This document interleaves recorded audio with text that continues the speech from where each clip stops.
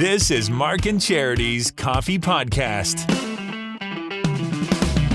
It's the Mark and Charity Coffee Podcast. Well, it's the first time we're doing this because with Ontario going through a bit of another lockdown and schools, well, once again pivoting back to at-home education, Charity working from home today. But thanks to technology, we get to still do radio broadcasting. So let's try podcasting this way. I know, this is pretty cool. It's different than how we did the show, because yes, I was home. I'm home.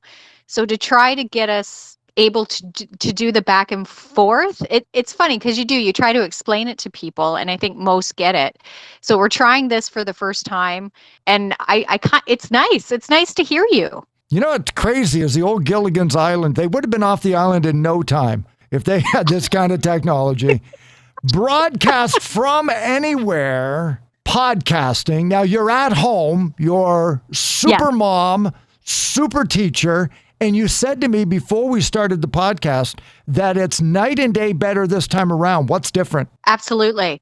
I wouldn't say super teacher. As I've said all along, I'm just IT. I'm here for IT support, which I don't know if that really helps or not. But it is night and day in a few ways. I find the school is a lot more prepared. I think when we moved into this week, they jumped right on board. As I said yesterday, Monday, we started to get information on how it was going to work, what we needed to do here at home for the kids and whatnot, and expectations, the whole bit. So I think they're better prepared. We certainly were better prepared. And the reaction from the kids was incredible. They were able to pivot like nobody's business, again, as I said earlier. But seeing the setup, being here this morning and seeing them get ready, and really it was them. Now that comes with age too. My kids are now a year older and they've been through it, of course. But Ben, especially the younger one, last year, we would have to sit with him. We would have to be there, not as a teacher, but more just, and not so much IT, though that played into it, but just to keep them focused, just to help them along with navigating everything and getting through to it and following along. And this morning, he got up, got himself ready, got up to the table. He's like, "Oh, Mom, I got to log on here." Did it all himself.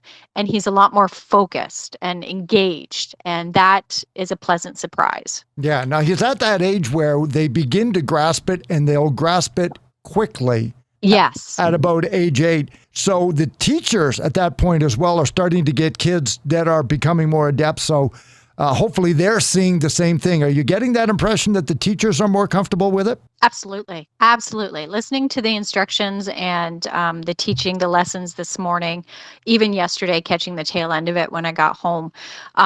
They certainly are, I think, better prepared too. They have a better idea of how the kids are going to handle it, how they themselves handle it too. I don't want to speak for them, of course, but they've been through it now, all of them. So I think they have a better idea of expectations, both for themselves and for the students. So it gels a lot better. Yeah. Good. All right. Well, God bless them all, Yeah, oh, absolutely. 100%, 150%. Yeah. Teachers, parents, grandparents, aunts, uncles, caregivers that are making that work. Well, on our show this morning, not only do we have a throwback, we got everybody going with MC Hammer today.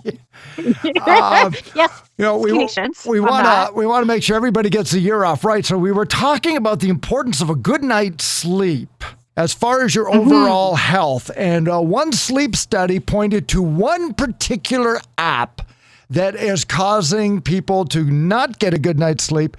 And the greatest culprit is TikTok. Yeah, guaranteed you've used it at one point or another, because as I mentioned this morning too, the number of people currently using TikTok, to date, 1 billion use TikTok and 700 million just started using it last year. Wow. So I'm assuming while they were home, they needed to be entertained. But the thing is, now that we are all using it, maybe we're using it a bit too much. And yeah, it's disrupting our sleep now by about an hour. It takes us an hour longer to get to sleep. And even when we do fall asleep, it's not a restful sleep. We're waking up tired and grumpy. And of course, as we've said, that does lead to poor physical and mental health. You need your sleep. And the funny thing about TikTok, of course, is that what we would like to call It has consumable bits. So you're only watching a video of 30 or 40 seconds. But then there's another one. And before you know it, Exactly. it's like me. When I get into bed, I'm just as guilty. I'll start scrolling through inquinty.ca here, just, a couple of stories that I maybe didn't catch late in the day so that we're ready for the morning show. And a little bit off Twitter, perhaps, and a couple of other sites. Oh, and there's an article that's interesting I want to read about it. Then I check some sports scores, and before I know it's 45 minutes.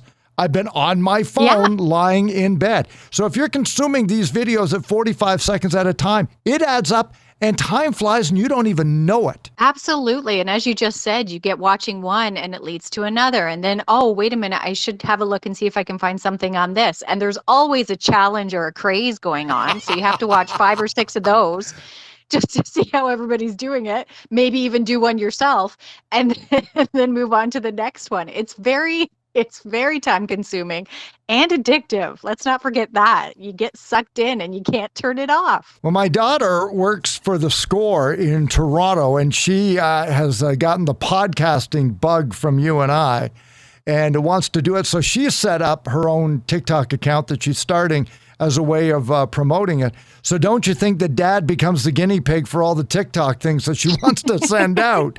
So I've got to get up to speed on it because it's just one of those ways now that people are communicating. And it is, like you said, it has absolutely exploded. But to the point where sleep experts are saying up to 2 hours before you go to bed, you shouldn't watch it. Yeah. So if you go to bed at 10, shut the phone off by 8 o'clock. Well, and they've been saying that about really any screen, right? That's not new. We've heard that before. Technology in general, it's a good idea to shut it down well before you head off to bed because, it does the opposite of what you're hoping it will do. Because I think a lot of people pick up their phone, pick up a device, even turn on the TV thinking, okay, I'm just going to unwind.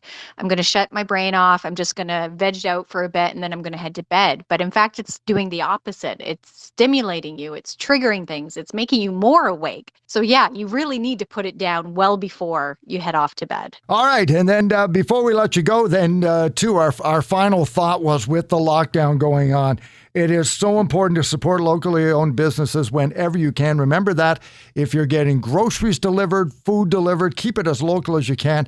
But our emphasis over the next few weeks is really ensuring that the restaurants feel the love in the area and start planning. Because as we said this morning from our friends at Burger Revolution, who have a burger of the month right up to a lot of locally owned businesses, there are discounts if you go and pick it up, but there are also lots of coupons in mailboxes. I've started to see more and more of those popping up, which is a great idea and a great incentive if you really needed one, because there are so many great eateries just to enjoy.